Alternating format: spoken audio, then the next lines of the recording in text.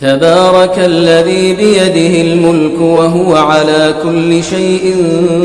قدير الذي خلق الموت والحياة ليبلوكم أيكم أحسن عملا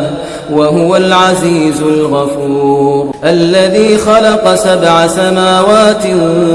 طباقا ما ترى في خلق الرحمن من تفاوت فارجع البصر هل ترى من فطور ثم ارجع البصر كرتين ينقلب إليك البصر خاسئا وهو حسير ولقد زينا السماء